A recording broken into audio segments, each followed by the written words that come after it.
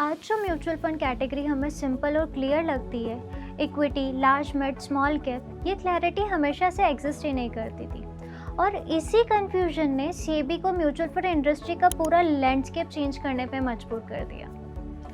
आज के एपिसोड में we will decode mutual fund categories from history to logic, सिर्फ थ्योरी नहीं, real life investing use cases के साथ।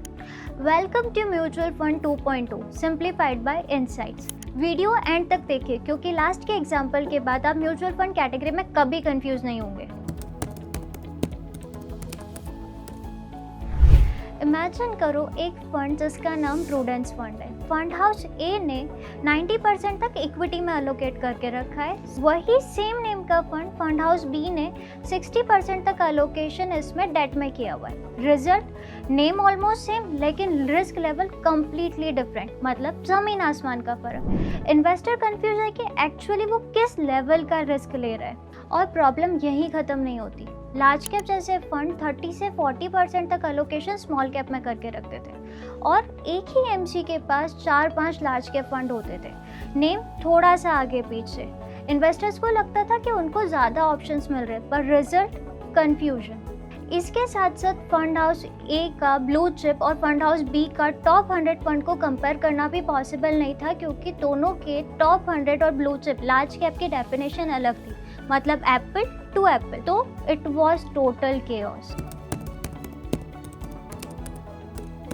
इसी केओस को खत्म करने के लिए अक्टूबर 2017 में सेबी ने एक massive categorisation and rationalisation circular introduce किया।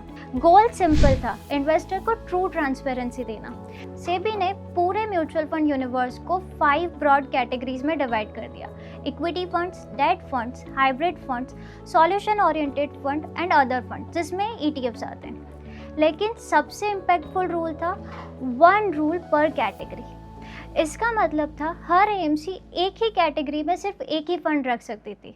सिमिलर फंड्स मर्ज हो गए, डुप्लीकेसी खत्म हो गई, क्लटर साफ हो गया और इन्वेस्टर्स को क्लैरिटी मिल गई। और सबसे best part, standardised definition. SEBI ने कहा टॉप 100 कंपनीज लार्ज कैप, 100 से 250 मिड कैप और 251 के आगे स्मॉल कैप। अब फंड मैनेजर अपनी कन्वीनियंस के हिसाब से डेफिनेशन नहीं बदल सकते थे, सो जीरो कंफ्यूजन। कैटेगराइजेशन यही नहीं रुका। जब मल्टी कैप फंड के रूल स्ट्रिक्ट हुए और पुराने फंड को मैनेज करना टफ हो गया तो सेबी ने फ्लेक्सी कैप कैटेगरी इंट्रोड्यूस किया। इसमें फंड मैनेजर को फ्रीडम मिली कि वो बिना किसी रेस्ट्रिक्शन से किसी भी मार्केट कैप में इन्वेस्ट कर सकते थे। इसी टाइम पर रिस्कोमीटर को भी अपग्रेड किया गया, लेवल 5 से बढ़ाकर लेवल 6 तक कर दिया गया और एक और नया लेबल ऐड हुआ, वेरी हाई रिस्क। और इससे इन्वेस्टर को पता चला कि उन्हें सिर्फ रिटर्न्स नहीं, रिस्क पर भी ध्यान देना है। हिस्ट्री तो समझ ली, अब बात करते हैं आज की। आप इन कैटेगरीज का यूज कैसे कर सकते हो?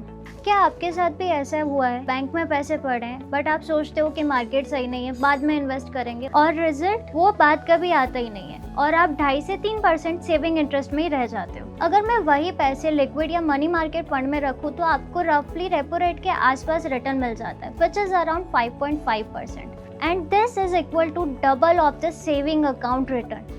इसमें कुछ फंड तो इंस्टेंट रिडेम्पशन भी अलाउ करते हैं, मतलब जब मुझे पैसा चाहिए क्लिक और इंस्टेंट मेरे बैंक में पैसा। मिड टर्म या हाइब्रिड फंड काम आते हैं जहाँ रिस्क और रिटर्न का परफेक्ट बैलेंस होता है। लॉन्ग टर्म यहाँ काम आते हैं इक्विटी फंड्स। हाँ, शॉर्ट टर्म वॉलेटिलिटी रहती है, अप्स डाउन्स भी देखने को मिलते हैं, लेकिन डिसिप्लिन के साथ लॉन्ग टर्म रिवॉर्ड काफ़ी सॉलिड हो सकता है। सो म्यूचुअल फंड कैटेगरी सिर्फ लेबल नहीं होती है, ये आपके टाइम के रिस्पेक्ट करते हैं और आपके एक्सपेक्टेशन को रियलिटी से जोड़ते हैं। अगर ये वीडियो आपको हेल्पफुल लगा हो तो लाइक करो, शेयर करो और चैनल को सब्सक्राइब करो। कमेंट सेक्शन में ज़रूर बताओ कि आप कौन सी कैटेगरी में इन्वेस्ट कर रहे हो।